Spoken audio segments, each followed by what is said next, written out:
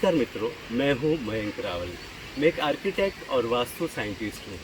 दोस्तों, हमने हमेशा ये सुना हुआ है कि दो जो जनरेशन्स होती है, एक पिताजी वाली जनरेशन होती है, एक बेटे वाली जनरेशन होती है, तो उसमें कोई ना कोई गैप नज़र आती है। सास बहू की जो जनरेशन है उसमें भी आपको गैप नज़र आता है, यानी कि जो विचार है वो नहीं मिलते हैं। और हर एक जनरेशन को ये लगता है कि उससे पहले वाली जनरेशन है वो उनसे एडवांस नहीं है, वो कंजर्वेटिव है। और पुरानी जनरेशन को ये लगता है कि नई जनरेशन को ज़्यादा ही फास्ट जा रही है। तो इस जो जनरेशन गैप का इश्यू है उसको कैसे मिटाया जाए वो समझना बहुत ही ज़रूरी है।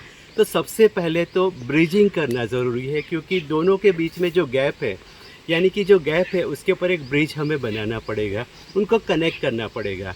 तो उसको कनेक्ट कैसे करेंगे?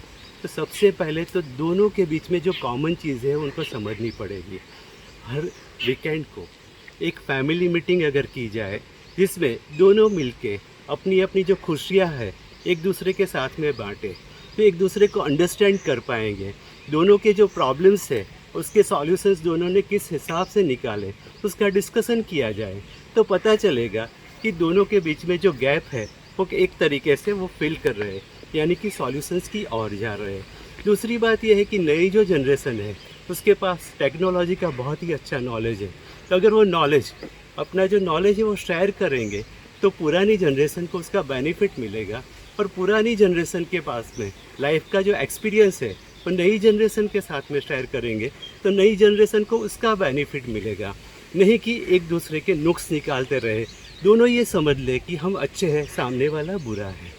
वैसे सास बहू के रिलेशन में भी ऐसा ही हो सकता है। सास जो है उसके पास एक्सपीरियंस है, बहू जो है उसके पास टेक्नोलॉजी है।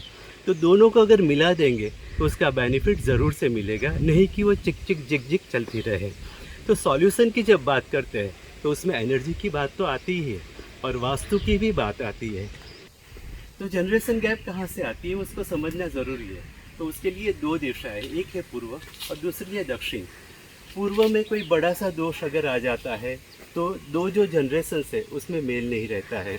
अगर दक्षिण में टॉयलेट आता है या तो कोई बड़ा दोष आता है तो दोनों जनरेशन में काफ़ी मनमुटाव होता रहता है। तो अभी ये तो बात हुई प्रॉब्लम की, तो उसका सॉल्यूशन क्या है? सॉल्यूशन बहुत ही सिंपल से है कि अगर सुबह में जल्दी उठा जाए, यानी कि पूरा जो परिवार है सुबह में 6 बजे के आसपास अगर उठ जाए और सूर्य को अर्घ दे, यानी कि जल चढ़ाए, तो उसका बेनिफिट पूरे परिवार को मिल सकता है। दूसरी बात यह है कि पूजा के वक्त गणेश जी को गुड़ का भोग लगा दिया जाए और उसका प्रसाद जो है पूरा परिवार एक साथ में ले ले, तो उसका भी बेनिफिट मिलता है।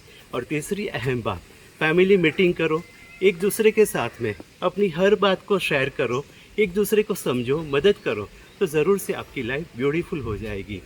दोस्तों, अगर आपको ये वीडियो अच्छी लगी हो तो ज़रूर से इसको सब्सक्राइब कीजिए, अपने दोस्तों के साथ में शेयर भी कीजिए, लाइक भी कीजिए, उससे दूसरों का भी बेनिफिट मिलेगा। तो ये आप करेंगे ना? Thank you very much.